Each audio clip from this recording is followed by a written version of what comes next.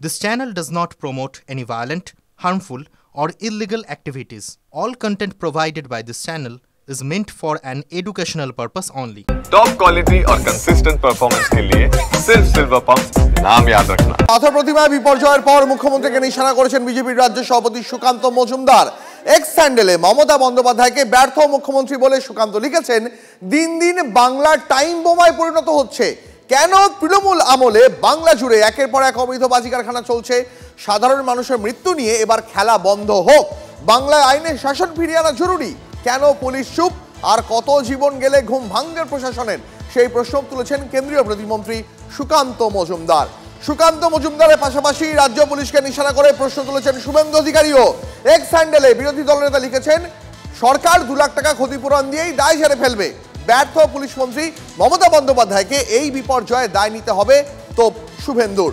তিনি উদাহরণ দিয়েছেন ভূপতিনগর, এগরা, বজবজ, কল্যাণী, আর কত বিপর্যয়ের পর প্রশাসনের টনক নড়বে এক্স স্যান্ডেলে, এই প্রশ্ন তুলেছেন রাজ্যের বিরোধী দলনেতা। এই নিয়ে আমরা কথা বলেছিলাম বিজেপি নেতা সজল ঘোষের সঙ্গে, আমরা কথা বলেছিলাম সিপিএম নেতা শতরূপ ঘোষের সঙ্গে। শোনাবো তাঁরা কি বলছেন এই বাজি কারখানায় 8 জনের মৃত্যু নিয়ে।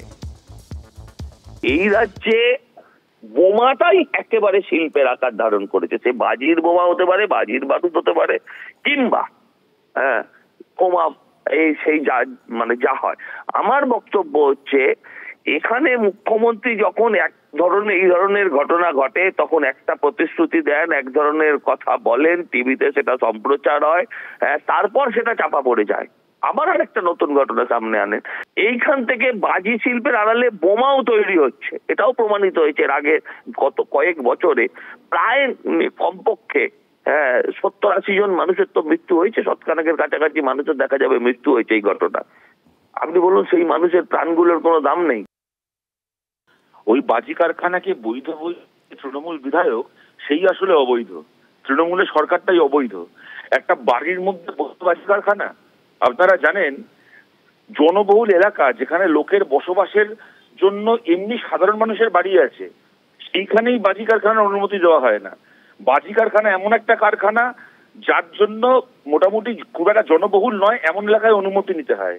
জনবহুল এলাকায় যেখানে বাজি কারখানার অনুমতি দেওয়া হয় না, সেখানে একেবারে একটা বাড়ির ভেতর যেখানে 8-5টা মানুষ বসবাস করে এবং ছোট ছাড়া থাকে, বাড়ির ভেতর বাজি কারখানা তৈরি করার জন্য অনুমতি দেওয়া হয়েছিল, সেটা নাকি বৈধ।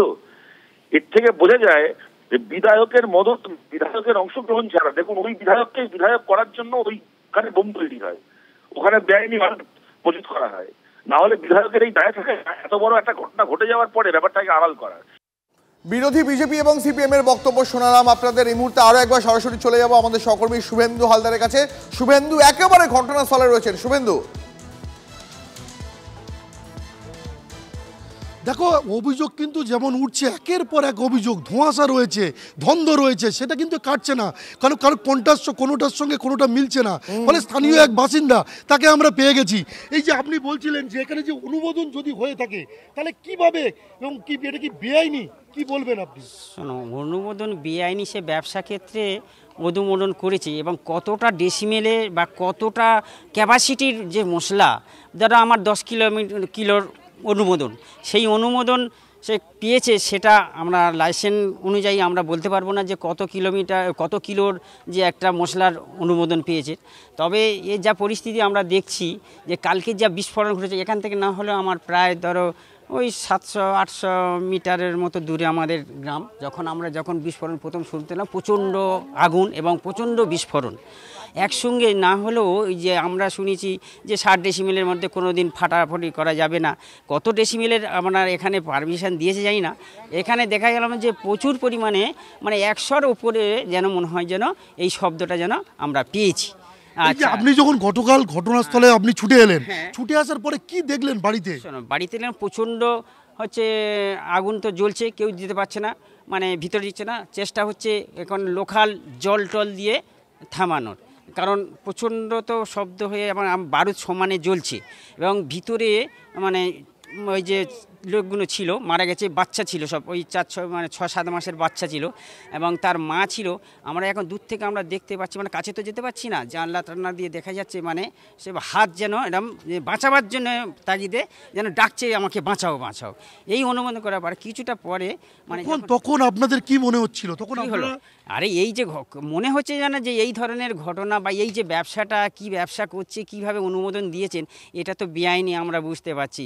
কিন্তু শিশুটা যখন আটকে পড়লো এবং তার মা সেখানে বাঁচাও বাঁচাও চিৎকার করছে, তখন কতটা আপনাদের বেদনা লাগছিল? সে তো বেদনা তো অবশ্যই, একটা মানুষকে না, আমরা যেমন এই যে আমরা জড়ো হয়েছি, এর ভিতরে যদি একটা কেউ কিছু আত্মঘাত হওয়ার কেউ মরে যায়, তাহলে সে তো বেদনা হবে। ঠিক তদ্রূপ তার চেয়ে আরও বেশি বাচ্চা শিশু মারা গেছে, একটা বাচ্চা শিশু। তারপরে বিশেষ একটা কথা, আমাকে লাইসেন্স দেওয়া হয়েছে একটা কারখানায়, কিন্তু মজুদ সেখানে হয়েছে একটা বাড়িতে, মানে গৃহস্থ বাড়িতে। গৃহস্থ বাড়িটার পাশে আরও ওনার খুঁড়তো জাটতো তো আরও লোকাল লোক আছে। এই যে যাওয়াটা, এইটা যে ওখানে স্টক করা, এটা একদম বেআইনি। হ্যাঁ, তবে এই বেআইনি প্রশাসন তৃণমূলের কি করছিল? তৃণমূল নেতারা না, তৃণমূলের শোনো, এখানে রাজনীতির আমরা বলবো না, এখানে কিছু কিছু এই লোকাল এখানে তোমার ওই প্রোটেকশন করেছিল যে এইসব জিনিসগুলো ঘটনা বন্ধ টন্ধ করো। হ্যাঁ, কেউ না কেউ, মানে ওই যে ছেলেটা যে করছিল, ও নাকি কোনো কাগজপত্র জমা নেয়নি, এই পর্যন্ত ছিল। মানে সাধারণ মানুষ শুভেন্দু একের পর এক যে বিস্ফোরক অভিযোগ করছেন, সেই সূত্র ধরে তো অনেক প্রশ্ন উঠে যাচ্ছে। এই বাজি কারখানা আদৌ বৈধ কিনা? এই বাজি কারখানার লাইসেন্স থাকলেও কে লাইসেন্স দিয়েছিলেন? এই বাজি কারখানার লাইসেন্স থাকলেও কত কিলোগ্রাম বিস্ফোরক রাখার অনুমতি ছিল? এই বাজি কারখানা থেকে পুলিশ টাকা তুলতো কিনা? এই বাজি কারখানা আদৌ বৈধ কিনা? একের পর এক প্রশ্ন তুলছেন সাধারণ মানুষ।